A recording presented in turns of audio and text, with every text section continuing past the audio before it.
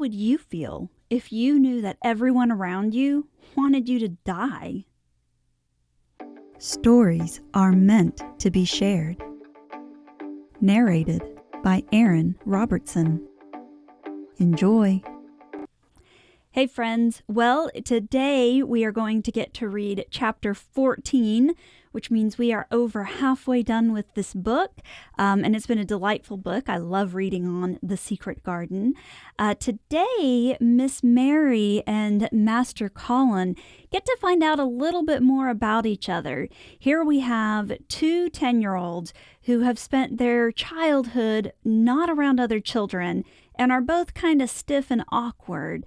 But maybe by being together, they can help each other grow into more normal children. I guess we'll see as we continue to read. So, enjoy. The Secret Garden by Frances Hodgson Burnett. Narrated by Erin Robertson. Chapter 14. A Young Rajah. The moor was hidden in mist when the morning came, and the rain had not stopped pouring down. There could be no going out of doors. Martha was so busy that Mary had no opportunity of talking to her, but in the afternoon she asked her to come and sit with her in the nursery.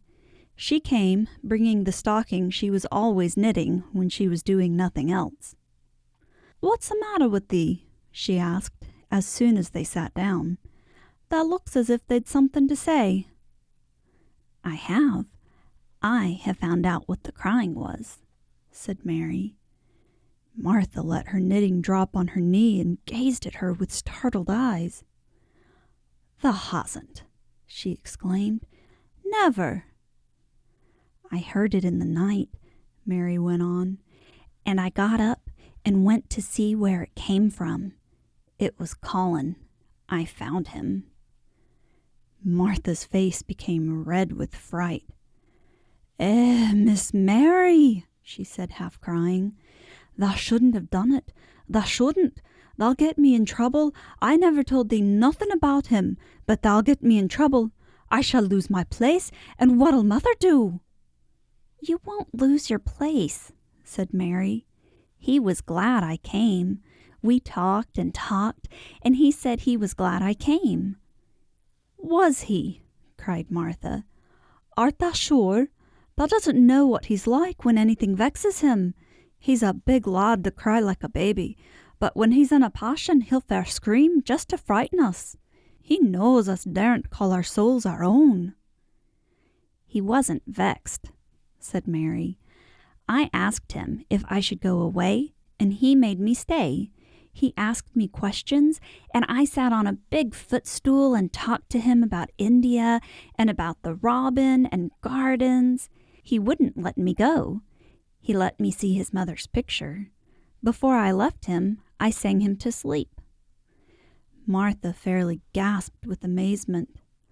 "I can scarcely believe thee," she protested. "It's as if thou'd walked straight into a lion's den. If he'd been like he is most times, he'd have throwed himself into one of his tantrums and roused the house. He won't let strangers look at him." "He let me look at him. I looked at him all the time, and he looked at me. We stared," said Mary. "I don't know what to do," cried agitated Martha. "If Mrs. Medlock finds out, she'll think I broke orders and told thee, and I shall be packed back to mother." "He is not going to tell Mrs. Medlock anything about it yet. It's to be a sort of secret just at first," said Mary firmly. "And he says everybody is obliged to do as he pleases." "Aye, that's true enough, the bad lad," sighed Martha, wiping her forehead with her apron. "He says Mrs. Medlock must, and he wants me to come and talk to him every day. And you are to tell me when he wants me." "Me?" said Martha. "I shall lose my place. I shall for sure." "You can't if you are doing what he wants you to do, and everybody is ordered to obey him," Mary argued. "Does thou mean to say," cried Martha with wide-open eyes. "That he was nice to thee." "I think he almost liked me," Mary answered. "Then thou must have bewitched him," decided Martha, drawing a long breath. "Do you mean magic?" inquired Mary. "I've heard about magic in India, but I can't make it. I just went into his room, and I was so surprised to see him I stood and stared. And then he turned around and stared at me. And he thought I was a ghost or a dream, and I thought perhaps he was. And it was so strange being there alone together in the middle of the night and not knowing about each other. And we began to ask each other questions, and when I asked him if I must go away, he said I must not." "The world's coming to an end," gasped Martha. "What is the matter with him?" asked Mary. "Nobody knows for sure and certain," said Martha. "Mr. Craven went off his head like when he was born. The doctors thought he'd have to be put in asylum. It was because Mrs. Craven died, like I told you. He wouldn't set eyes on the baby. He just raved and said it'd be another hunchback like him, and it'd better die." "Is Colin a hunchback?" Mary asked. "He didn't look like one." "He isn't yet," said Martha. "But he began all wrong. Mother said that there was enough trouble and raging in the house to set any child wrong. They was afraid his back was weak, and they've always been taking care of it, keeping him lying down and not letting him walk. Once they made him wear a brace, but he fretted so he was downright ill. Then a big doctor came to see him and made them take it off. He talked to the other doctor quite rough, in a polite way. He said there'd been too much medicine and too much letting him have his own way." "I think he is a very spoiled boy," said Mary. "He's the worst young knot as ever was," said Martha. "I won't say as he hasn't been ill a good bit. He's had coughs and colds that nearly killed him 2 or 3 times. Once he had rheumatic fever, and once he had typhoid. Mrs. Medlock did get a fright then. He'd been out of his head, and she was talking to the nurse, thinking he didn't know nothing, and she said, 'He'll die this time, sure enough, and best thing for him and for everybody.'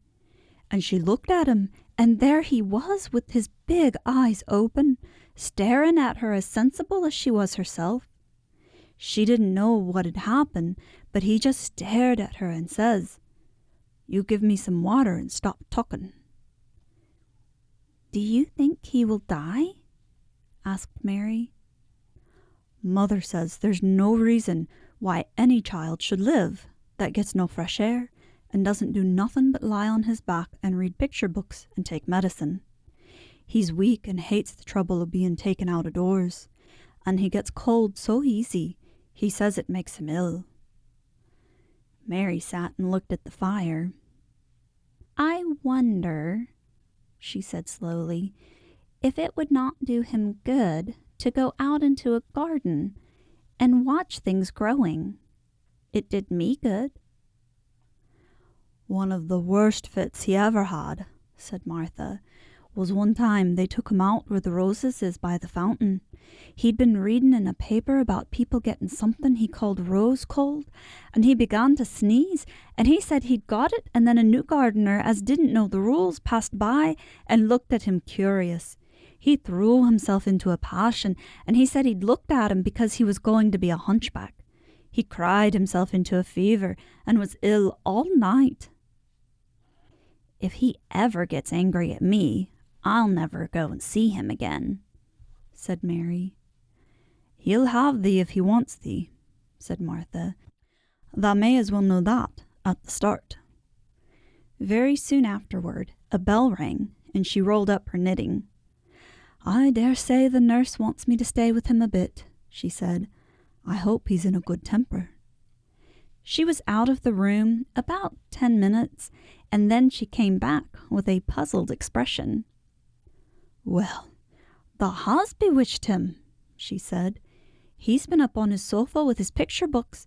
He's told the nurse to stay away until 6 o'clock. I'm to wait in the next room. The minute she was gone, he called me to him and says, 'I want Mary Lennox to come and talk to me. And remember, you're not to tell anyone. You'd better go as quick as you can.' Mary was quite willing to go quickly. She did not want to see Colin as much as she wanted to see Dickon, but she wanted to see him very much. There was a bright fire on the hearth when she entered his room, and in the daylight she saw it was a very beautiful room indeed. There were rich colors in the rugs, and hangings and pictures and books on the walls, which made it look glowing and comfortable, even in spite of the gray sky and falling rain. Colin looked rather like a picture himself. He was wrapped in a velvet dressing gown and sat against a big brocaded cushion. He had a red spot on each cheek. "Come in," he said. "I've been thinking about you all morning." "I've been thinking about you, too," answered Mary. "You don't know how frightened Martha is. She says Mrs. Medlock will think she told me about you, and then she'll be sent away." He frowned. "Go and tell her to come here," he said. "She is in the next room." Mary went and brought her back. Poor Martha was shaking in her shoes. Colin was still frowning. "Have you to do what I please, or have you not?" he demanded. "I have to do what you please, sir," Martha faltered, turning quite red. "Has Medlock to do what I please?" "Everybody has, sir," said Martha. "Well, then, if I order you to bring Miss Mary to me, how can Medlock send you away if she finds it out?"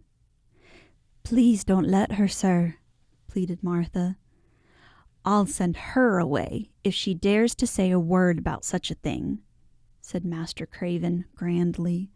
"She wouldn't like that, I can tell you." "Thank you, sir," bobbing a curtsy.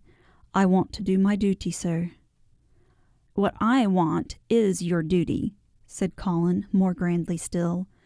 "I'll take care of you. Now, go away." When the door closed behind Martha, Colin found Mistress Mary gazing at him as if he had set her wondering. "Why do you look at me like that?" he asked her. "What are you thinking about?" "I am thinking about two things." "What are they? Sit down and tell me." "This is the first one," said Mary, seating herself on the big stool. "Once, in India, I saw a boy who was a Rajah. He had rubies and emeralds and diamonds stuck all over him. He spoke to his people just as you spoke to Martha. Everybody had to do everything he told them, in a minute. I think they would have been killed if they hadn't." "I shall make you tell me about Rajahs presently," he said. "But first, tell me what the second thing was." "I was thinking," said Mary, "how different you are from Dickon." "Who is Dickon?" he said. "What a strange name." She might as well tell him, she thought. She could talk about Dickon without mentioning the secret garden. She had liked to hear Martha talk about him. Besides, she longed to talk about him. It would seem to bring him nearer. "He is Martha's brother. He is 12 years old," she explained. "He is not like anyone else in the world. He can charm foxes and squirrels and birds just as the natives in India charm snakes. He plays a very soft tune on a pipe, and they come and listen." There were some big books on a table at his side, and he dragged one suddenly toward him. "There's a picture of a snake charmer in this," he exclaimed. "Come and look at it." The book was a beautiful one, with superb colored illustrations, and he turned to one of them. "Can he do that?" he asked eagerly. "He played on his pipe and they listened," Mary explained. "But he doesn't call it magic. He says it's because he lives on the moor so much, and he knows their ways. He says he feels sometimes as if he was a bird or a rabbit himself. He likes them so. I think he asked the robin questions. It seemed as if they talked to each other in soft chirps. Colin lay back on his cushion, and his eyes grew larger and larger, and the spots on his cheeks burned. "Tell me some more about him," he said. "He knows all about eggs and nests," Mary went on, "and he knows where foxes and badgers and otters live. He keeps them secret so that other boys won't find their holes and frighten them. He knows about everything that grows or lives on the moor." "Does he like the moor?" said Colin. "How can he when it's such a great, bare, dreary place?" "It's the most beautiful place," protested Mary. "Thousands of lovely things grow on it, and there are thousands of little creatures, all busy building nests and making holes and burrows and chippering or singing or squeaking to each other. They are so busy and having such fun under the earth or in the trees or heather. It's their world." "How do you know all that?" said Colin, turning on his elbow to look at her. "I have never been there once, really," said Mary, suddenly remembering. "I only drove over it in the dark. I thought it was hideous. Martha told me about it first, and then Dickon. When Dickon talks about it, you feel as if you saw things and heard them, and as if you were standing in the heather with the sun shining and the gorse smelling like honey, and all full of bees and butterflies." "You never see anything if you are ill," said Colin restlessly. He looked like a person listening to a new sound in the distance and wondering what it was. "You can't if you stay in a room," said Mary. "I couldn't go on the moor," he said in a resentful tone. Mary was silent for a minute, and then she said something bold. "You might. Sometime." He moved as if he were startled. "Go on the moor? How could I? I am going to die." "How do you know?" said Mary unsympathetically. She didn't like the way he had of talking about dying. She did not feel very sympathetic. She felt rather as if he almost boasted about it. "Oh, I've heard it ever since I remember," he answered crossly. "They are always whispering about it and thinking I don't notice. They wish I would, too." Mistress Mary felt quite contrary. She pinched her lips together. "If they wished I would," she said, "I wouldn't. Who wishes you would?" "The servants, and of course Dr. Craven, because he would get Misselthwaite and be rich instead of poor. He daren't say so, but he always looks cheerful when I am worse. When I had typhoid fever, his face got quite fat. I think my father wishes it too." "I don't believe he does," said Mary, quite obstinately. That made Colin turn and look at her again. "Don't you?" he said. And then he lay back on his cushion and was still, as if he were thinking, and there was quite a long silence. Perhaps they were both of them thinking strange things children do not usually think of.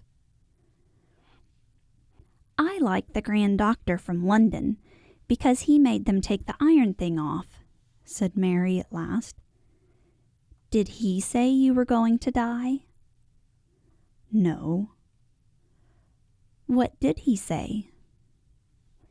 "He didn't whisper," Colin answered. "Perhaps he knew I hated whispering. I heard him say one thing quite aloud. He said the lad might live if he would make up his mind to it.